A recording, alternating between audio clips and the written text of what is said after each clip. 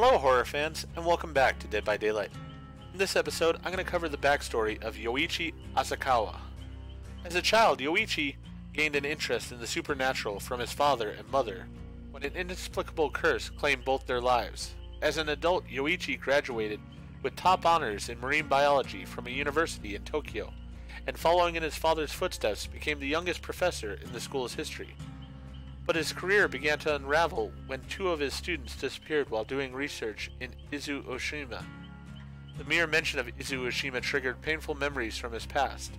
Deep hidden memories bubbled up from the murky black depths of his subconscious. Blurred faces on images, twisted mouths, inexplicable deaths suddenly filled his mind. The shouts of people calling him a monster, and then the monster, Sadako, rose from the abyss to let him know the curse was not over. It would never be over. With a cry, Yoichi shut his eyes and slowly released his fear. When he opened his eyes again, Sadako was gone, but something had returned, something ominous and otherworldly. He could feel an unnerving presence near him, breathing deeply like a heaving sea. Was Sadako tormenting him? Was a spirit trying to warn him? Or was it something else? Something that consumed people. Something that made people disappear. Yoichi wasn't sure. He had spent his life trying to understand his psychic abilities and the supernatural. His instincts told him the answers somehow lay with water. He had, after all, dedicated his life to studying intelligent life and unexplored realms within the ocean. Perhaps he needed to readjust his definition of intelligent, or his definition of life.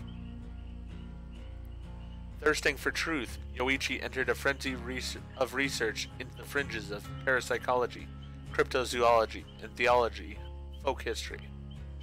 The more he expanded his field of expertise, the more he was ridiculed and ostracized. Once viewed as a brilliant young mind, Yoichi was now considered an eccentric and a liability. In mere months, the university terminated his position. Undeterred, Yoichi sought professorships at other schools, but no reputable college in Japan would take him. As a last resort, he approached media outlets, and by some twist of fate, the company where his mother had worked as a journalist offered to fund his research in exchange for articles and first publishing rights to his story. During this difficult time, Yoichi's father returned to him, his spirit silently goading him to continue the course he had chosen. And so, working around the clock in his tiny Tokyo apartment, he allied himself with other researchers in the paranormal field.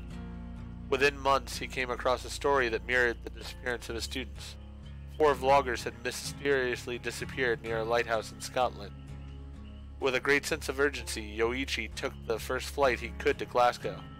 A professor at a local university had come to many of the same conclusions as he had, nearly 70 years earlier, when a film crew disappeared near the very same lighthouse. There was some kind of intelligence in the water, some kind of darkness calling from the sea like an ancient siren. As Yoichi examined the research, his father suddenly appeared to him to let him know he was on the right path. Guided by his father, Yoichi chartered a fishing boat and headed toward a small cluster of islands known as the Seven Hunters. Darkness fell as they approached the isles. The lighthouse, now automated and controlled remotely, sputtered and winked out of existence like a dying star. The ocean began to stir violently. Lightning flashed, and the fishermen begged Yoichi to turn back. But Yoichi refused. He was too close, and would not be deterred. As they argued, the ocean raged and tossed the ship high and low. Then one giant wave lifted the boat as high as a house and dashed it to pieces against dark, jagged rocks. Yoichi didn't remember much after that. He remembered falling into the water. He remembered swimming to the landing, where he saw his father standing on the gallery of the lighthouse beckoning him. He remembered staggering through thick black fog as he climbed the stairs. He remembered the water level rising with every step until the frothing mouth of the raging ocean swallowed him whole. If you enjoyed the story, please go ahead and click that like button. If you've not already, please subscribe to the channel, click the bell icon, so they are aware when I produce new videos in the future. Thank you, and I hope to see you all in the fog.